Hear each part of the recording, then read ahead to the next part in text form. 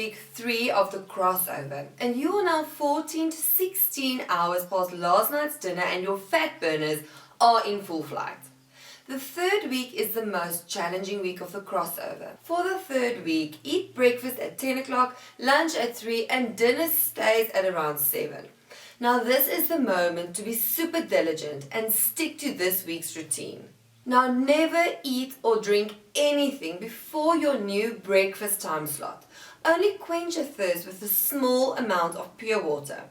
Carnivores don't drink water more than once a day, so keep your water consumption to a minimum. As the weeks pass by, the closer your breakfast gets to lunchtime, you can substitute your menu to be more lunch style or stick to a brunch menu as you prefer.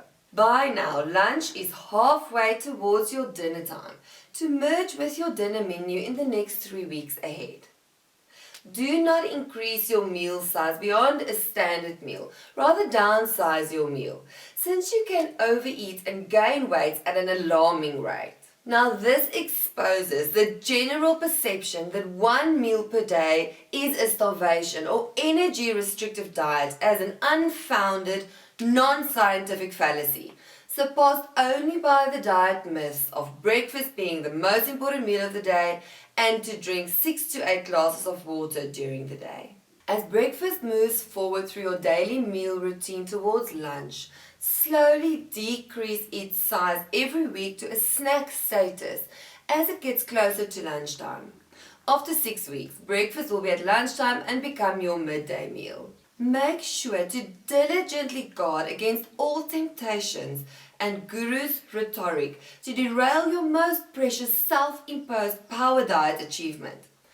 You have progressed through 30% of the crossover phase during these last few weeks, and approaching the discomfort zone and your reliance on last night's dinner has stretched out to around 11 and beyond.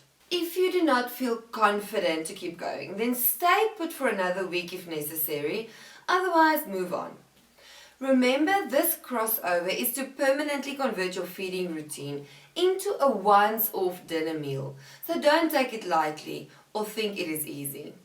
The more time you give your metabolism to shift, the stronger it will be in your new diet strategy. It took you a lifetime to get where you are. Intermittent or multi-feeding and returning to basics will take some perseverance.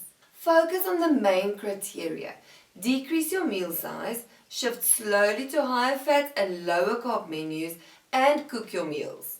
If taste and ambiance are more important than good health, you will experience that a high-fat diet will change your perceptions in that regard.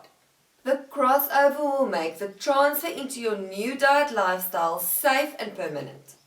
The complete turnaround in your energy source may become your biggest achievement on the road to diet bliss.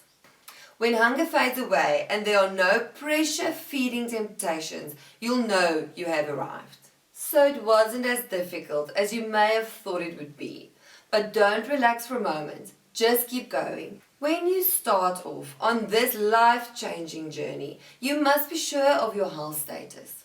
You may not be aware that diabetes has invaded your body and you may be at risk if you move too quickly through the crossover. So make sure to follow its guidelines. If you are on chronic medication for high blood pressure or high cholesterol, make sure to monitor your levels. If your health has gone beyond its repair limits, keep going since there are no benefits to staying where you are. A smaller load on your broken body will at least give you time to revive the little functionality that may be left. As we know by now, carbs are dangerous, but can be made harmless by converting them into fat as soon as they enter the body. We do need carbs to live. But since our body's metabolism can produce them from fat, faster, more accurately and more safely, without overloading blood sugar levels and triggering insulin spikes, we do not have to eat them, ever.